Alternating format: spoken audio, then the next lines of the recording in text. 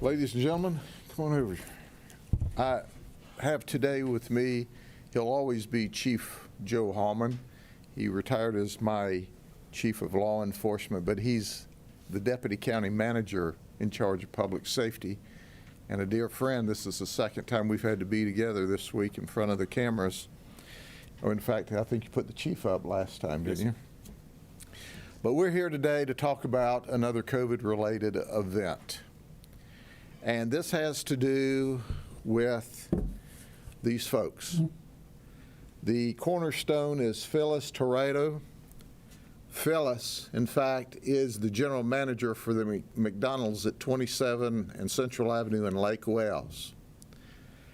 And she is going to be pivotal about what we talk about today. But let me tell you how this began in July.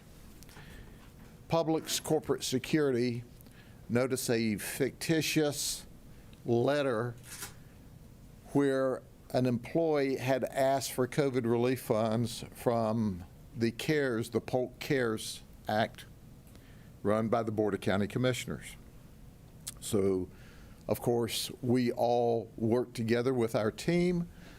Publix notified us, we notified our colleagues from the Board of County Commissioners assigned to Polk CARES, and we all began to this investigation, and we found a lot of people that had falsified documents in order to steal money. However, upon the investigation, and this is taken from July until now, of all the people, some others are still under investigation. So understand, we're not saying this is a complete list, but at this point in time, this is the group of people that we've documented received $2,000 from Polk CARES under this specific program, with the exception of Phyllis. She didn't receive the money, but she facilitated the cheating for the McDonald's employees. So the COVID program was designed for if you lost your job, you were laid off, furloughed, or had to take a reduction of hours because of COVID. We had a lot of people that got help from Polk CARES. The overwhelming majority legitimately. But we had a few dozen. I think we're up to 39 in addition to this that we're investigating, but none of that other 39, even though they've submitted documents, none of them actually received any money because of the great work and the checks and balances of Mr. Halman, and we'll let the Deputy County Manager talk about that. But here's what we found. That Phyllis, who's the general manager, she, like Ebony Cheney, felt sorry for her, so she dummied up a letter so she could qualify for Polk CARES.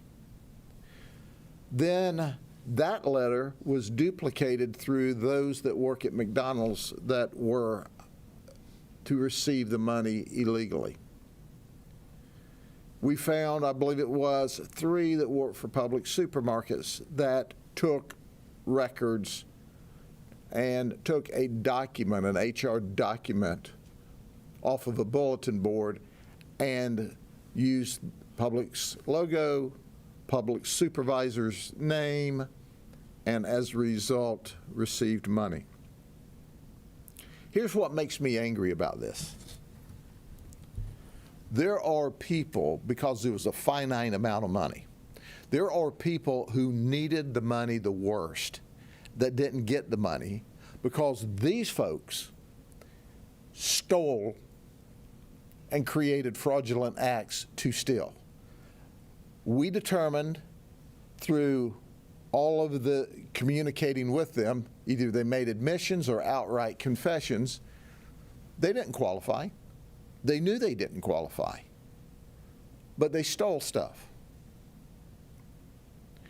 So, like yesterday when we started arresting people, if you were in line at McDonald's on 27 Central, and when you got there to get your hamburger, it was cold, it's because we were arresting people.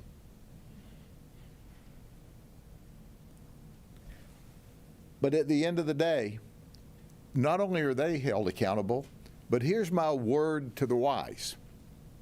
Other of you are under investigation still.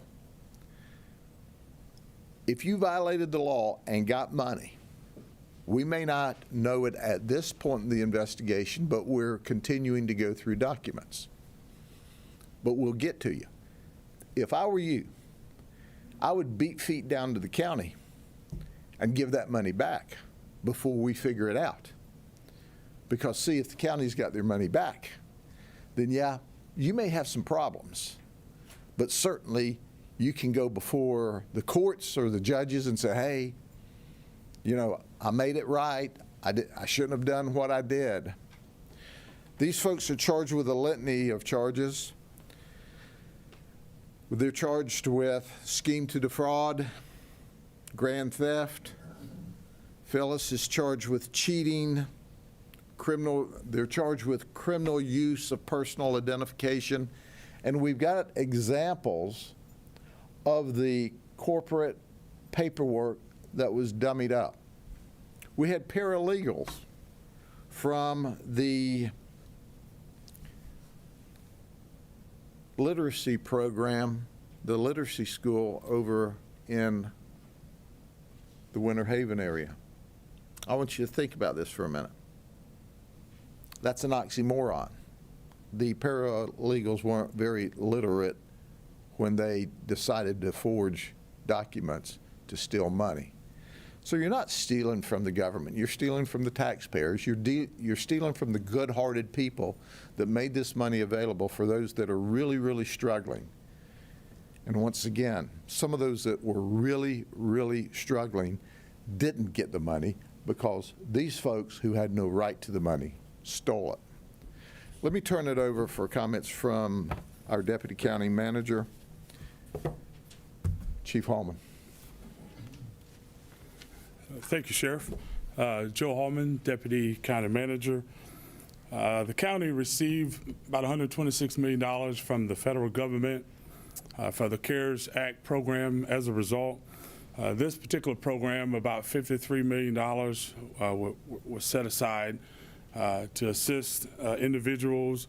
One of the marching orders we got from our county commissioners was to get the money in the hands of the people that needed it the most. However, it was our job to make sure those who didn't qualify didn't get it. And through internal control and working with Publix and other companies and ultimately the Sheriff's Office, we're here today. So I want to thank the Sheriff and his detectives for following up and making sure these folks are held accountable for their actions. But again, the whole idea was to make sure that the money got it in the hands of those who needed it the most. Thank you. The investigation continues. Certainly, we believe there are others that are complicit, but we also need the community's help. If you know of somebody, you can help speed this process along by giving us a call. But at the end of the day, we're going to do what's right. This COVID is no joke. People are suffering with the illness, and people are suffering because of the illness. And we are going to join with our Board of County Commissioners, the state and federal government, to make sure that we do all we can to help those that need the money worst and hold everyone accountable that's stealing, that's taking money. Are there any questions? Are you really going to get the money back? And then why did Phyllis Torado, who is doing this work for everybody else, not rip off the system herself? She felt sorry for her employees and thought they could use some extra money. So she dummied up the letter for this one who she thought, well, gosh, she could really use the money. She's going through a tough economic time. But it wasn't because of COVID. She clearly violated the law. And then the person that she tried to help gave the form out to others and said, hey, we figured out how to get some money. $2,000 apiece. Yes, ma'am. So are all these other people employees at the McDonald's, or Ebony just kind of shared No, it to her friend? not all of them. All of the ones that got money from McDonald's are on this board, and we can point out the individuals. Some of them are Publix employees. Some of them came from a nursing home. Some of them came from the school.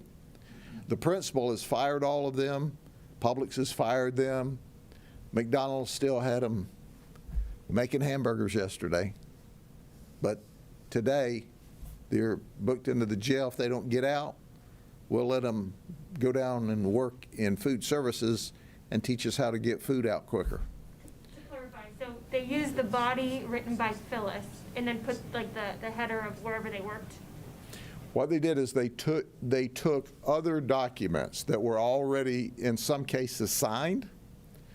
In some of the Publix cases, the HR person they put on the form was not an HR person, didn't exist at all. So they took one, in some instances, they actually took signed forms, scanned them in, took the body of it out, leaving the letterhead and the authorization signature, and then wrote the information in. Interestingly enough, in one of them, they even spelled Phyllis's name wrong. So the people working in the program for the county caught this. The checks and balances, once again, the system worked. And it worked for the people who needs the money the most, because who knows how many there would have been had they not got in early on and stopped it, because there are a lot of people that were trying it. This is all we have clearly determined took the money. Now, I've got to tell you, we did have 2 or 3 others who got the money inappropriately, but they qualified for the money, they just didn't do it right. So we didn't charge them criminally because we didn't think there was any criminal intent there when we looked at the program and the requirements of the program. Or some people didn't do the false forms at all, but somebody did the false form for them, and they go, they just sent me a check. I mean, I knew they were sending checks, but I didn't file any false forms. I didn't ask for any money. So we're dealing with them. They owe the money back. But once again, we didn't see criminal intent where they dummied up the forms, where they falsified signatures, where there was criminal intent. And we wanted to make sure, and that's why we waited until we took them in custody and got their admissions and or their confessions and looked at the nuances to make sure, because there are several opportunities for receiving the money, and we had to make sure that these folks clearly defrauded the system and the program, and they did. Joe, didn't I read that the county just got millions more dollars for the people that are legit? They can still apply for money? Yes, the county did get, Come over here, Joe. yes, the county did get, I think it's another $21 million, and we're in the process of now of deciding how that's going to occur. Yes. Did they receive $18,000, these 9 people? 2,000. Well, right, so. Total. total 9, 18,000? yes. Mhm. They received it. Did they give that money back? No, they're under criminal investigation. I'm certain that that'll probably be part of the sanction, is you got to pay it back. Certainly, I hope so. That's what we're going to advocate for with the state attorney's office. But for the extra $21 million that the Board of County Commissioners received, and the commissioners have so gratefully sent out for those who need it worse, here's a newsflash. It's free information. Those of you who are not entitled to it, don't try to falsify forms and get it, because if you do, we'll be able to put your picture here and the next one's picture here. We'll just have us a bigger board, because we will arrest you, guaranteed 100%, and put you in a no-COVID cell at the jail. Okay? Mr. Halman, sorry, one more question. Do you have any idea how many people, were deserved this money but weren't able to get it in the first round? Do you have any numbers on that? I do not. We did have a waiting list. If you remember, the first round of money went out, and we had more, especially the seniors program, we had more folks that was eligible to get it than the monies we had.